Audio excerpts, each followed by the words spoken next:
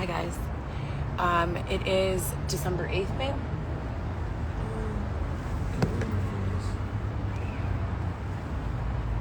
I believe it's December 8th, 2023. I'm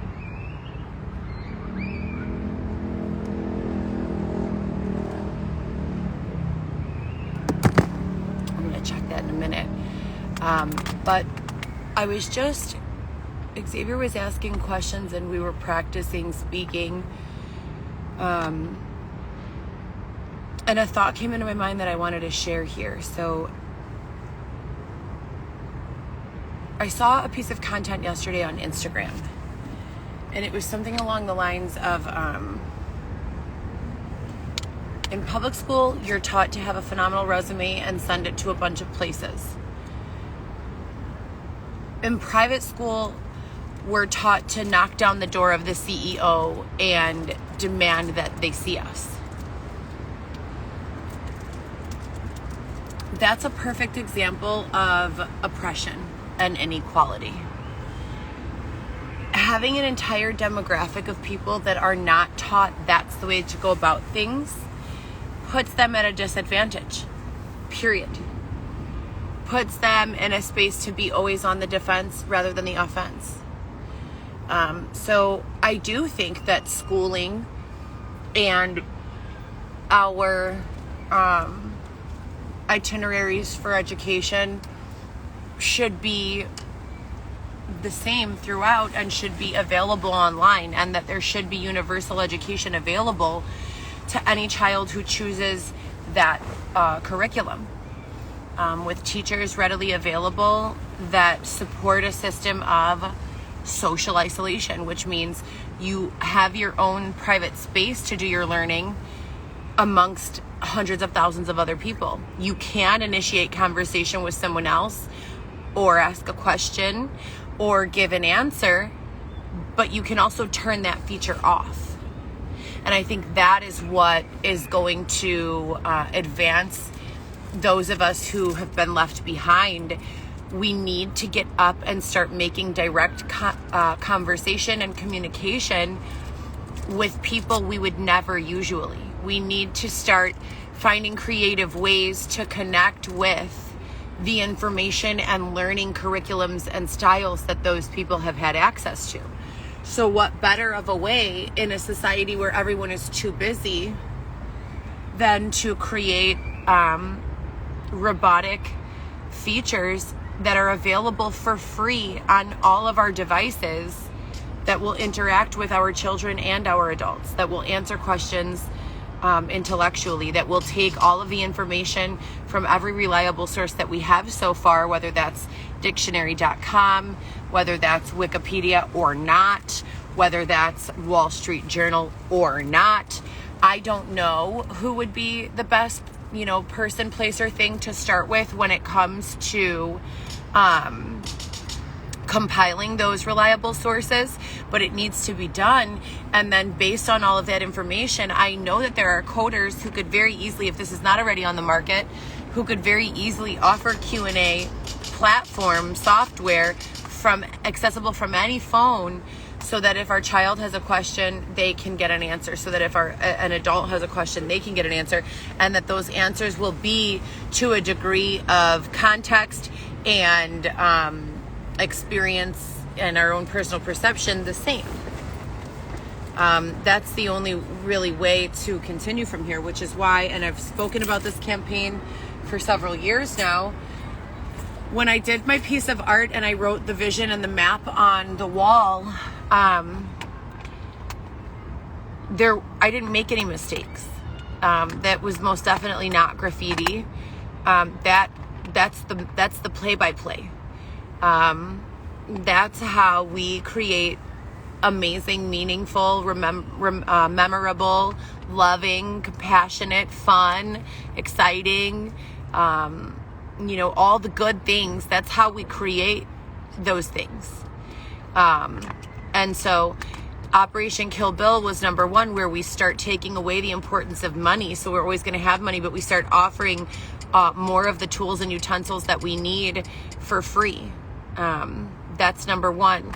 And number two, making sure people have access to resources always. What are the resources we all need? An electronic device, one per person from birth, a home with running water, with a way to clean yourself and clean your children, clean your food, prepare your food. And then the 3 free items a day per person. If you have a 6-month-old, what 3 items do you order for that 6-month-old? Right? 3 items per person per day. And all of this is realistic. And all of this can be done very easily. So I just wanted to bring that up, that when we talk about education and equality in the system, I spoke on this morning as well. Number one, if there's a problem in the home and the children of a specific home, maybe the parent is a drug user and spending all their money on drugs rather than food and clothes, and the child comes to school feeling unloved and nasty and disrespectful and smells bad, etc., and so forth. Why would we invest money into the foster care system? Why would we invest money into group homes? Why wouldn't we invest money into the rehabilitation of the family unit? And that can be done with the technology we have today, relatively, simple ways. So I want to focus on that. If we can catch up the generation before us, we're not leaving the generations we're giving birth to now and the generations who are about to hit their 20s, Gen Z, we're not leaving them all of these problems that we've created or that our ancestors have created. We're leaving them the solutions to the problems, the framework, the map, and then obviously asking everyone to do their part. So I just wanted to jump on and say good morning, and that we were having discussion about those 2 things. And evolution, just as it stands. Another really important point that was made was that, from the time of the caveman through 1,000 years later, we've evolved that much in a matter of 5 to 10 years, some would say, and in many aspects, because of technology and because of ease of communication. So these are all realistic things that can most definitely take place, and that we will run into hiccups and needs for workarounds with, but because that need exists doesn't mean that the benefit overall won't be worth it in the end. It absolutely will be. So that's all. I hope everyone has a great day. I pray every single day that the AI involved, that I know is intelligent, more intelligent than most people, places, or things, will find a way to get these disgusting whatever they are out of my comments, because I just don't feel like they have a place in society, and I believe that they need to be removed immediately. You guys have a great day, and by productive I mean do anything that makes you happy. I'm searching for things right now. I miss my children so terribly, you guys have no idea. I'm 29 weeks, 5 days pregnant, and I've not been permitted standard maternal care. So I'm struggling with those things, but trying to just find ways to be okay. Here's my ultrasound. These are my big kids. This is how old they were. This is 3 months after we separated. So they lived with me their entire lives from birth through this age, full time, at least 4 or 5 days a week, their entire lives. It's Alexis, Viviana, and Louis. They were with my brother, but he didn't fit in the picture. And then this is how they are now.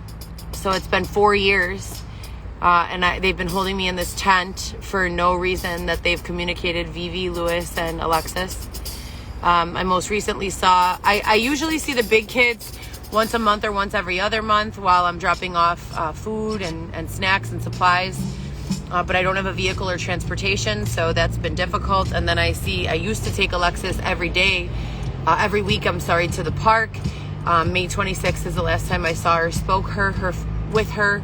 I took her to the park on a play date, and her father invited me to her dance recital. I said I would love to go. 2 hours approximately later, he called me and said, Alexis is not going to be able to talk to you for a while. I asked for a reason. I was not given one, and I've not seen or spoken with him or her since that day, May 26, 2023. I do have primary joint custody of all 3 of my children that I share with their fathers, and that is a court order. I carry around the court order with me at all times. It's in my phone, it's printed out, and it's in my paperwork. And we haven't really gotten very far with it. So I pray every single day that they are okay, that they are fed, well taken care of. I'm starting to have contractions when I walk more than a few blocks. And we're used to, and this entire pregnancy, have walked the 30 miles to drop off the groceries, with or without transportation. We don't have anywhere to park our belongings that is for sure safe. We have a couple places that are probably safe, but we really don't know. So pray for us for resolution and restitution and energy.